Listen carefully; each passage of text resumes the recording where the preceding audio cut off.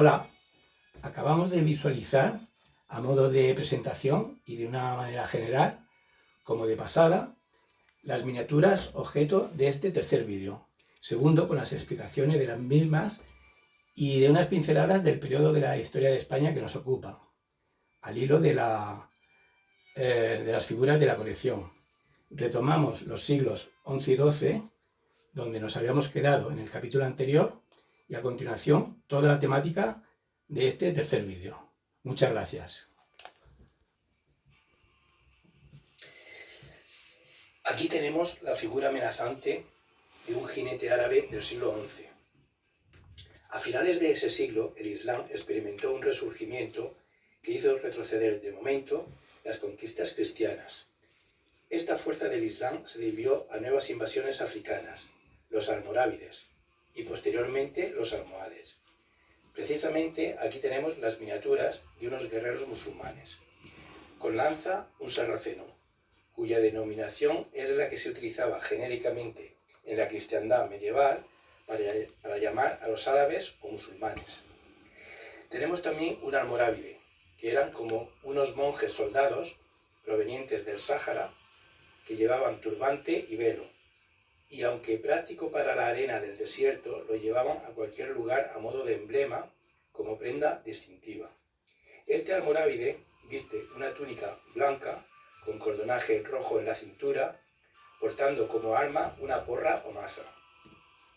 También tenemos un almohade, con una especie de chilaba con capucha y un cordonaje blanco a modo de cinturón, y como arma una espada.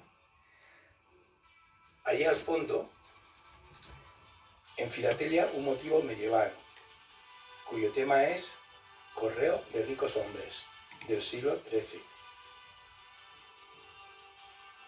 Aquí delante tenemos 4 figuras de caballeros de las órdenes militares, del Temple, del Hospital, de Santiago y de Alcántara.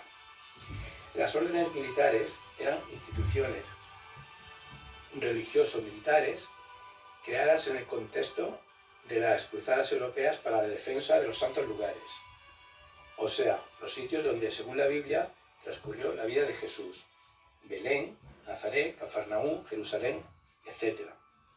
Y también aplicadas a la defensa de la fe, como durante la Reconquista contra los musulmanes. Aquí tenemos un caballero de la Orden del Temple, con el tabardo blanco y la cruz propia de la misma, estampada y que también figura en el escudo. Sobre la cabeza, un yelmo cilíndrico con visor estrecho y rectangular. Al fondo, la composición de una miniatura con esa misma simbología. Al lado del anterior, otro caballero, en este caso de la Orden del Hospital, con hábito y mantos negros, con capucha y la cruz de Malta blanca, también conocida como Cruz de San Juan. Y a continuación, 2 caballeros y sus caballos, ambos con faldones blancos pertenecientes a las órdenes de Santiago y de Alcántara, y sus respectivos emblemas. Las órdenes militares tuvieron un papel destacado en la Reconquista, concretamente en la importante batalla de las Navas de Tolosa, ocurrida en julio de 1212 en Santa Elena, provincia de Jaén, y liderada por Alfonso VIII, rey de Castilla, con sus ejércitos y los de los reyes de Aragón, Pedro II, y de Navarra, Sancho VII, y que según la historiografía fue una de las batallas más importantes de la Reconquista, porque supuso el principio de la decadencia de la presencia musulmana en la península ibérica hasta su derrocamiento definitivo en 1492 con los reyes católicos. Aquí en la peana tenemos un pin del pendón o estandarte cristiano de la batalla de las Navas de Tolosa. Y ahí al fondo, el estandarte capturado a los musulmanes almohades en la misma batalla, y cuyo original se encuentra en el monasterio de las Huelgas de Burgos. El siglo XIII supuso un gran avance en la Reconquista, pues tuvo como resultado para los cristianos la recuperación del Valle del Guadalquivir por parte del rey Fernando III de Castilla y de Valencia y Mallorca por parte del rey Jaime I de Aragón, quedando el dominio musulmán a partir de 1238 reducido al reino nazarí de Granada, que comprendía lo aproximadamente equivalente a las actuales provincias de Málaga, Granada y Almería. También es de destacar la expansión mediterránea en los siglos XIII al XV de la Corona de Aragón, que incorporó Cerdeña, Sicilia, Nápoles y anexionaron los ducados de Atenas y Neopatria. Aquí tenemos un caballero con vinculación a la población de Moncada y Reixac, de donde es el símbolo inferior de su escudo. Y en la parte superior, la bandera de Cataluña-Aragón y la cruz de San Jorge, también patrón de esos lugares. Y su caballo con faldón de la bandera cuatribarrada. Al lado, un guerrero aragonés, y más a la derecha, un almogávar, que eran mercenarios, mayormente procedentes de Cataluña, que tuvieron una gran participación en la expansión de la corona de Aragón por el Mediterráneo. Ahí al fondo tenemos una miniatura del apóstol Santiago con la simbología del peregrino, la venera, que es la concha de la vieira, el bastón, que se llama bordón, y enganchado sobre este la representación del botafumeiro de la Catedral de Santiago de Compostela, cuya miniatura tenemos al lado. Esta catedral, aunque es una de las mayores obras del románico, los estilos gótico y barroco también están presentes en la misma, por los añadidos en diferentes épocas de su construcción, siglos XI, XIII y XVIII. Es meta final del Camino de Santiago, uno de los mayores símbolos del peregrinaje mundial. Ahí al lado tenemos la Torre del Oro de Sevilla, construida por los musulmanes almohades en el siglo XIII. Aquí unos soldados árabes con sus atuendos, en la peana un pin de la Alhambra y al fondo una miniatura de la misma, que es una fortaleza-palacio de los reyes nazaríes de Granada, construida en el siglo XIII. A continuación, un heraldo de Castilla, que eran unos funcionarios del rey, una especie de pregoneros de noticias que se ocupaban de traer o llevar mensajes de guerra o paz a jefes militares, entre otras de sus funciones. Llevaban, como el de la miniatura, un tabardo que era un ropón blasonado con los emblemas de Castilla y León, un bonete sobre la cabeza y un mazo, símbolo de su autoridad.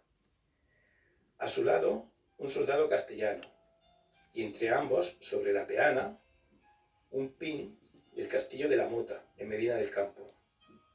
Detrás tenemos una miniatura de la Catedral de Burgos, siglo XIII, una de las obras cumbres del gótico español, y al lado una postal del Papamoscas, un autómata que se encuentra en el interior de la Catedral de Burgos, situado en lo alto de la nave mayor, y que todas las horas en punto abre su boca y con su brazo derecho acciona el badajo de una campana.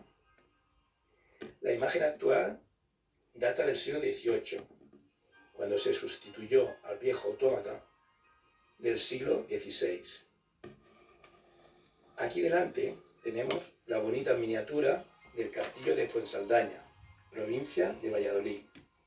Los castillos en la Edad Media, además de constituir una función militar de defensa, era también la residencia del rey o de los caballeros o señores de la nobleza. Como curiosidad, en ese castillo de Fuensaldaña los reyes católicos pasaron su luna de miel, tras su matrimonio en 1469. Aquí delante la réplica de una moneda que es un cuartillo del rey de Castilla, Enrique IV, cuya ceca original es de Jaén.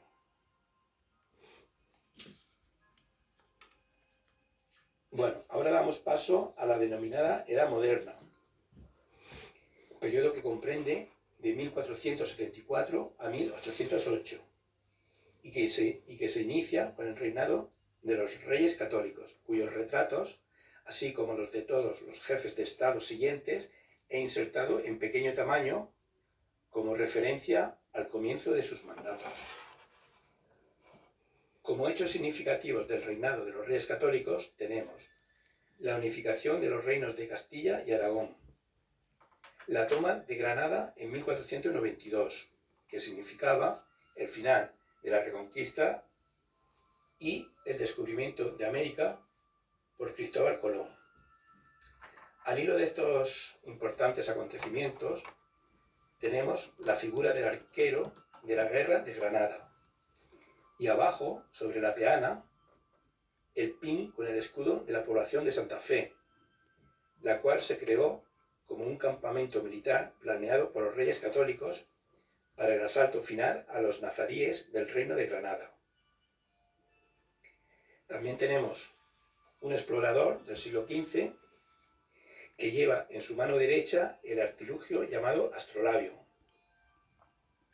que es un antiguo instrumento astronómico que permite determinar la posición y altura de las estrellas sobre el cielo, y que fue un importante instrumento de navegación durante siglos.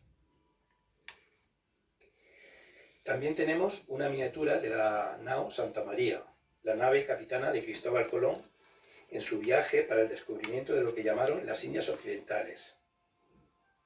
Aparte, ahí he incorporado un globo terráqueo, una miniatura, a modo simbólico de las gestas de los exploradores, navegantes y conquistadores españoles por todo el mundo en los siglos XV y XVI.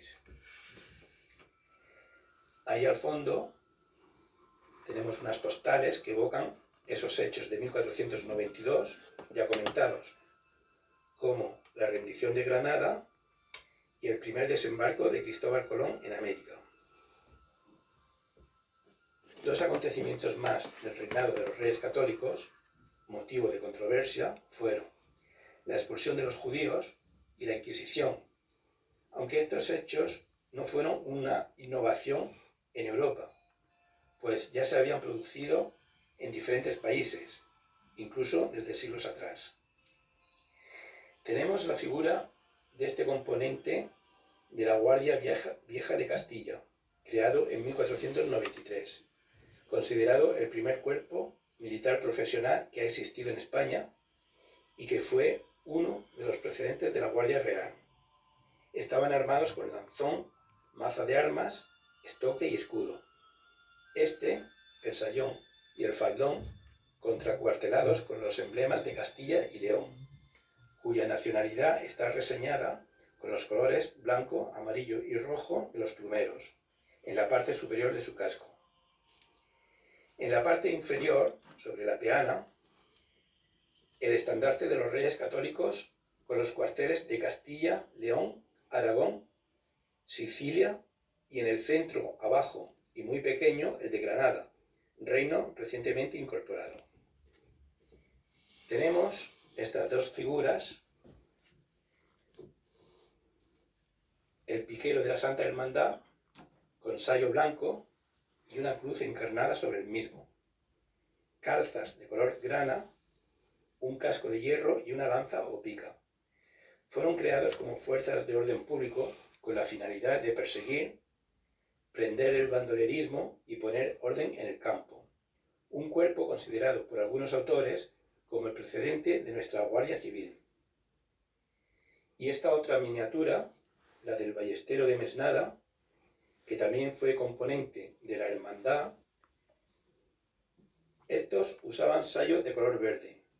Y como curiosidad, comentar que el dicho irónico "a buenas horas, mangas verdes" viene precisamente a raíz de la actuación lenta en ocasiones de estos personajes, como dando a entender la tardanza en el socorro a algún tipo de necesidad. De este mismo reinado tenemos el alabardero de la guardia del rey Fernando el Católico, que tras el atentado que sufrió este en Barcelona en 1492, se pensó en organizar una guardia para que proporcionase seguridad inmediata a su persona, y por ello se creó el Real Cuerpo de Alabarderos. Vestían, como el de la figura, sayo contracuartelado de Castilla y León, jubón y calzas de color morado, y manoplas para mejor sostén del arma, la alabarda, compuesta por una hoja como la de una lanza y cuchilla transversal, con 2 hachas simétricas. También estaba armado con espada. A continuación pasamos al breve reinado de Felipe, el primero de la dinastía Habsburgo, apodado el Hermoso, y de Juana I, hija de los reyes católicos y apodada la Loca.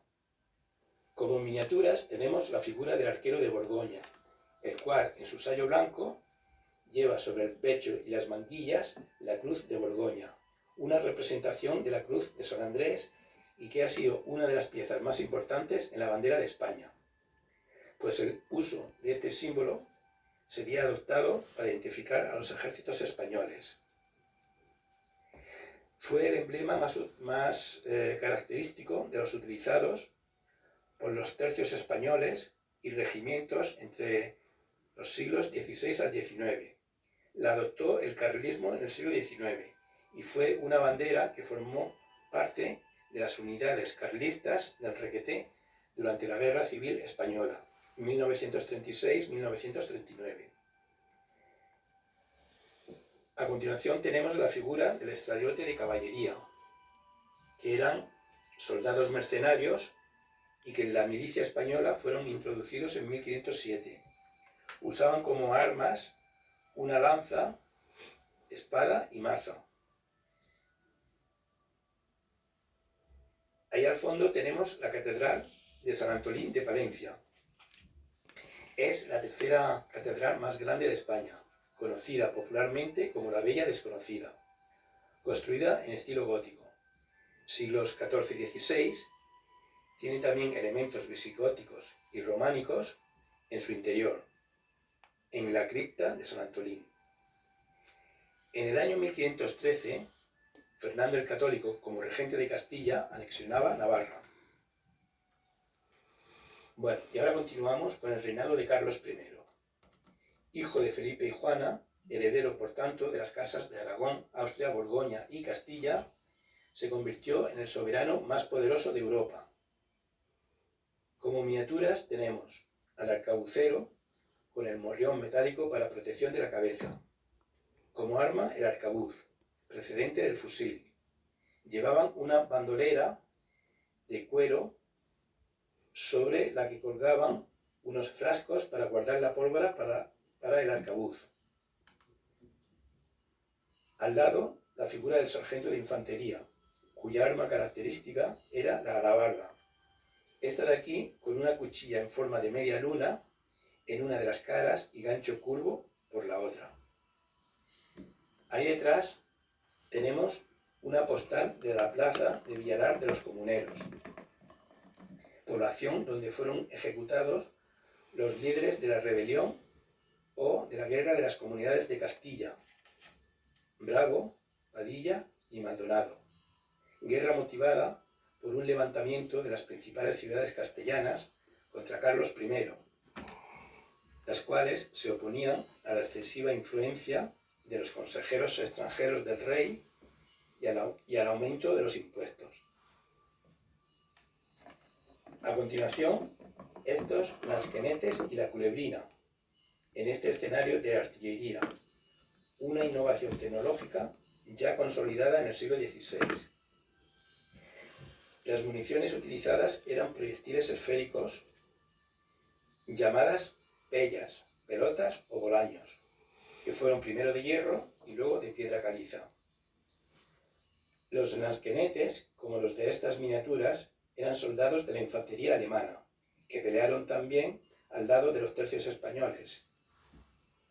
Uno de los de aquí lleva un asta sobre el que va montado un taco cilíndrico de madera y que servía para comprimir la carga de la pieza. El otro lansquenete lleva uno de los proyectiles. Como uniforme llevaban jubones o coseletes de piel, y como calzones gregüescos amarillos u otro color, acuchillados, o sea, con aberturas bajo las cuales se ve otra tela distinta. Al fondo, una miniatura de la puerta de la bisagra, en Toledo, del siglo XVI, de estilo renacentista.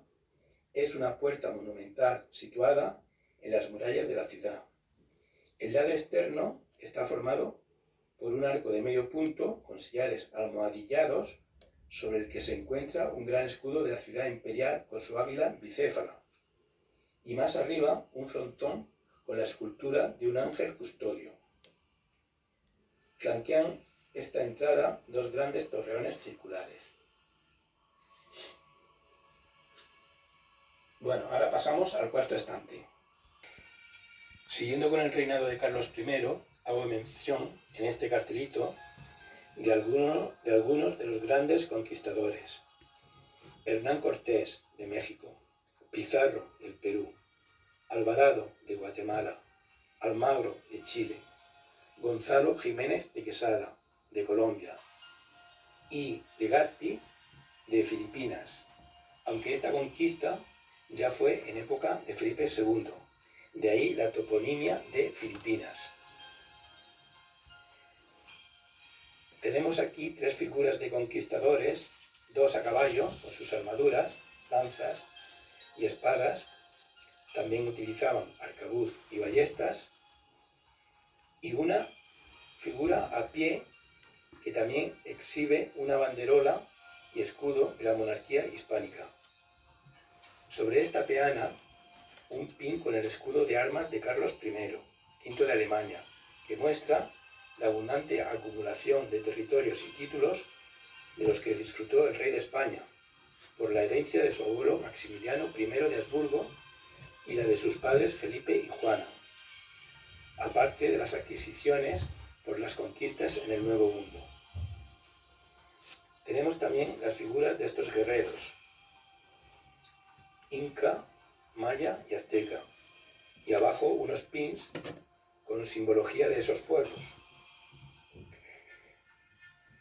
Al fondo, algunos de los elementos y lugares precolombinos encontrados por los españoles en su arribada a América.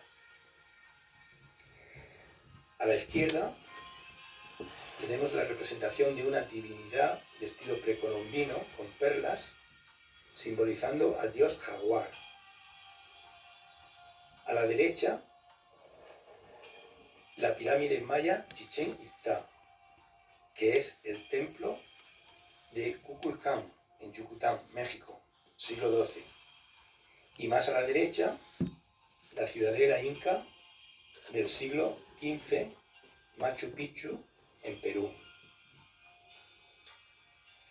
Sobre las calumnias lanzadas a través de la leyenda negra por los enemigos de España, saco a colación un extracto de la obra Los exploradores españoles del siglo XVI, escrita por el historiador estadounidense Charles F. Loomis, que vivió de 1859 a 1928, de cuyo libro aquí una muestra de su portada en pequeño, y en el cual afirma: no solo fueron los españoles los conquistadores del Nuevo Mundo, sino también sus primeros civilizadores.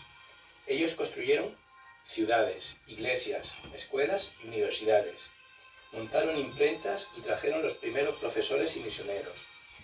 Una de las cosas más asombrosas de los españoles es el espíritu humanitario y progresivo que desde el principio hasta el fin caracterizó sus instituciones. Algunas historias han pintado a esa heroica nación como cruel para los indios, pero la verdad es que la conducta de España en este particular a nosotros debería avergonzarnos. La legislación española referente a los indios de todas partes era incomparablemente más extensa, comprensiva y humanitaria que la de Gran Bretaña, la de las colonias y la de los Estados Unidos juntas. Bueno, hasta aquí el vídeo de este capítulo. En el siguiente continuaremos con los reinados desde Felipe II de los Austrias o Habsburgo hasta Carlos IV de Borbón. Muchas gracias y hasta la próxima.